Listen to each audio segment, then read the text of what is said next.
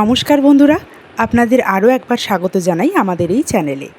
আজকে আপনাদের সাথে শেয়ার করতে চলেছি বাঙালিয়ানা রান্নার সেরা উপহার, ইলিশের মাথা দিয়ে কচুর শাক। তাহলে আর দেরি না করে চলুন ভিডিওটা সম্পূর্ণ দেখা যাক। আজকে যে রান্নাটা করে দেখাবো নিরামিষ আমিষ দুভাবেই খেতে বেশ ভালো হয়। এখানে আমি কচু শাক নিয়েছি, মানে পাতা আর গোড়াটা ফেলে দিয়ে এইভাবে ডুমো করে কেটে নিয়েছি। আর নিয়েছি ইলিশ মাছের মাথা, টুকরো করে কেটে নিয়েছি, নুন হলুদ মাখিয়ে রেখেছি। আমি আজকে আমিষ করেই দেখাবো।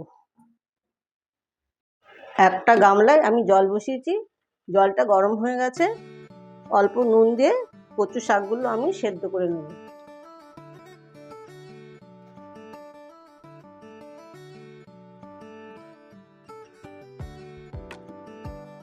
ঠিক এইভাবে সেদ্ধ করে নিতে হবে। আমার এটা সেদ্ধ হয়ে গেছে, আমি এবার এটা তুলে নেব। পুরোটা তুলে নিয়েছি, একটু ঠান্ডা করে নিয়েছি। এবার এটাকে আমি চেপে চেপে জল বার করে নিতে হবে।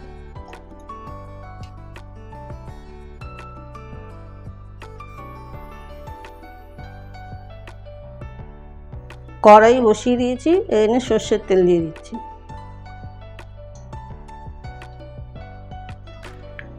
প্রথমেই মাছের মুড়োগুলো ভেজে নেব।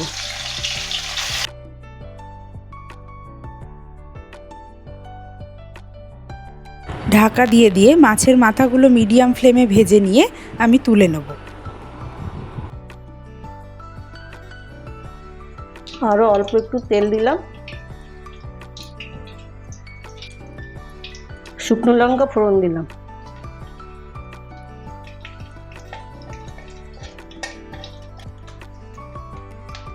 গোটা জিরে ফোড়ন দিলাম, 3টে তেজপাতা দিলাম। ফোড়নটাকে মিডিয়াম ফ্লেমে একটু ভেজে নিচ্ছি। আদা বাটা দিয়ে দিচ্ছি,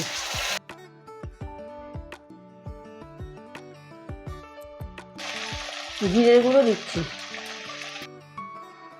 এরপরে হলুদ গুঁড়ো আর কাঁচা লঙ্কার বাটা দিয়ে মশলাটাকে একটু ভালো করে কষিয়ে নেব। ঝালটা আপনারা আপনাদের আন্দাজ মতোই দেবেন। মশলাটা কষা হয়ে গেছে, এবার আমি শাকটা মিশিয়ে দেবো। শাকটা মিশিয়ে আবারও মশলার সাথে ভালো করে নাড়াচাড়া করে নেব।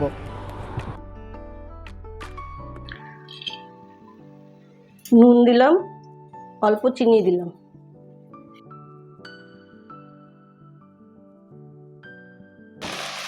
এবার ভাজা মাছটা দিয়ে দেবো।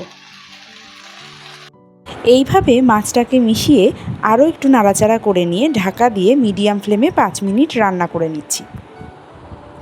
মিডিয়াম ফ্লেমে 5 মিনিট রান্না করার পরে দেখুন পুরোপুরি কচুর শাকটাও সেদ্ধ হয়ে গেছে আর পদটাও তৈরি হয়ে গেছে।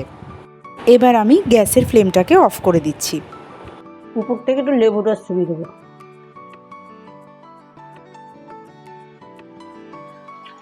ভালো করে মিশিয়ে একটু ঢাকা দিয়ে রাখবো, তারপর নামাবো। তৈরি হয়ে গেছে কচুর শাক। বৃষ্টির দিনে গরম ভাতের সাথে ইলিশের মাথা দিয়ে কচুর শাক কিন্তু জমে যাবে।